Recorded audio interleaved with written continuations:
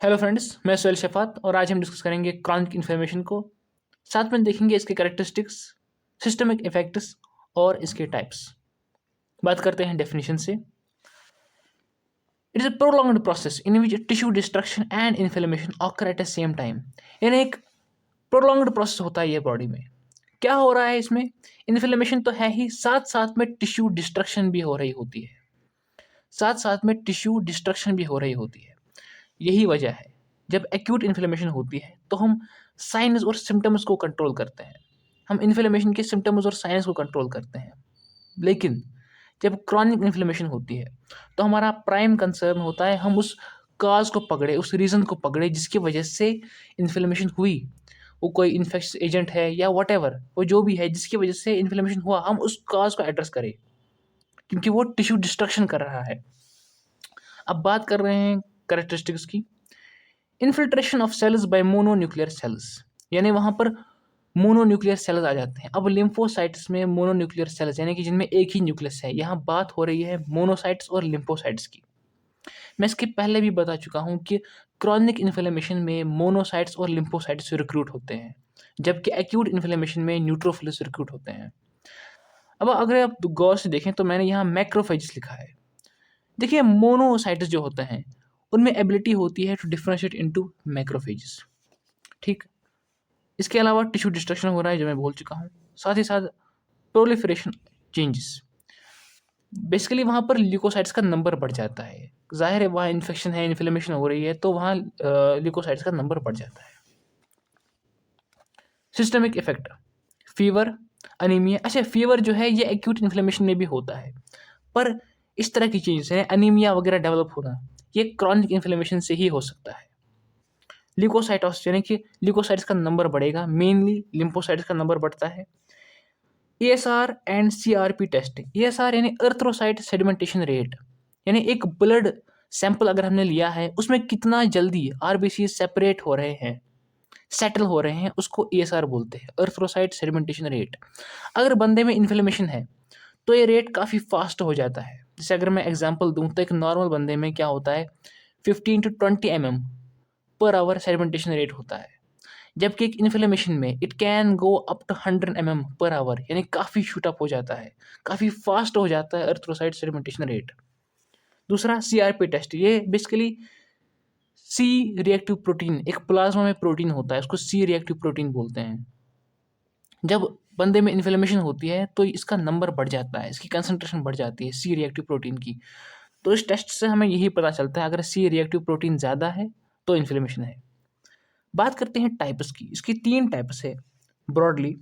Chronic non specific inflammation, chronic specific and फाइब्रोजिंग inflammation. बात करते हैं पहले टाइप की, यानी क्रॉनिक नॉन स्पेसिफिक इन्फ्लेमेशन।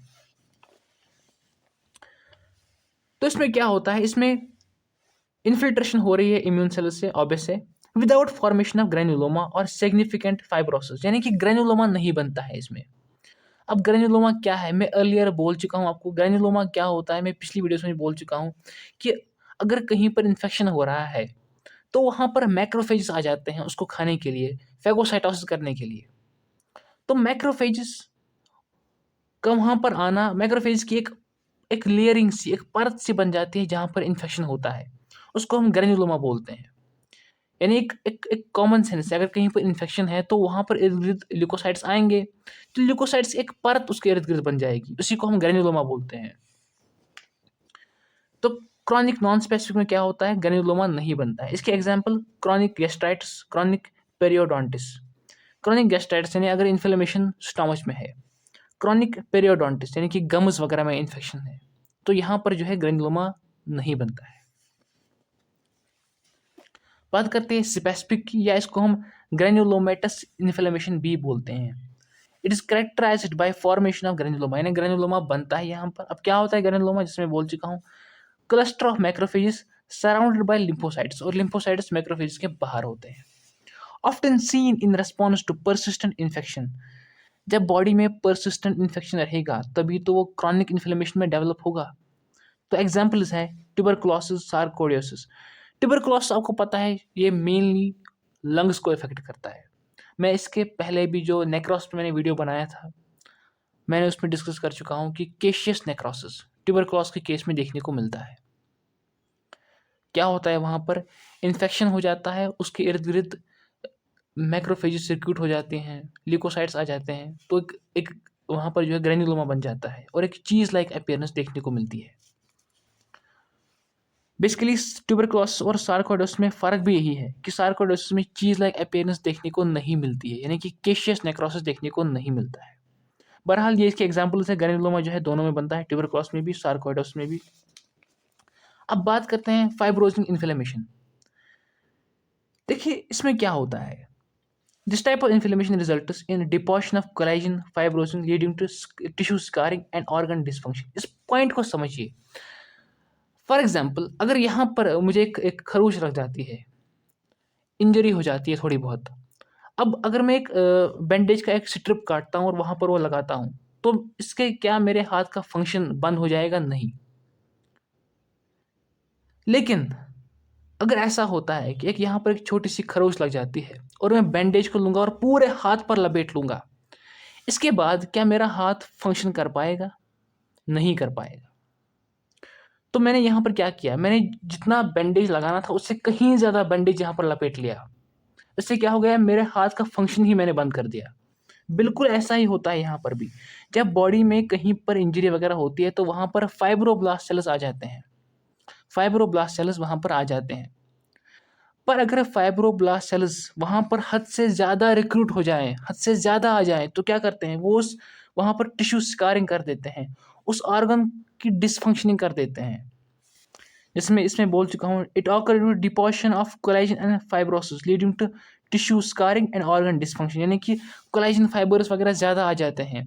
अच्छा, कोलेजन फाइबर्स वगैरह ये भी जो है फाइब्रोब्लास्ट सेल्स से ही बनते हैं। तो बेसिकली फंडा ये है कि फाइब्रोब्लास्ट सेल्स वहाँ पर ज़्यादा रिक्रूट हो जाते हैं, उसकी वजह से क्या होता है, टिश्यू स्कारिंग हो जाती है, वहाँ पर फाइब्रोसिस टिश्यू बन जाता है ज़्यादा, ऑर्गन डिसफंक्शनिंग हो जाती है। जैसे एग्जाम्पल्स, पुल्मोनरी फाइब्रोसिस, फाइब्रस टिश्यू ज़्यादा बन गया लंग्स में तो क्या हो गया, लंग डैमेज।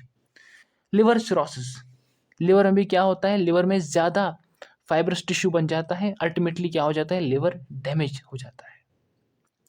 देखिए अगर आप वीडियो में स्क्रीनशॉट लेने की कोशिश करेंगे तो ये क्लियर नहीं आएगा, इसलिए मैं आपको सजेस्ट करूँगा कि आप मेरे टेलीग्राम चैनल को विजिट करें। वहाँ पर मैंने इस वीडियो के HD क्वालिटी में नोट्स अपलोड किए हुए हैं।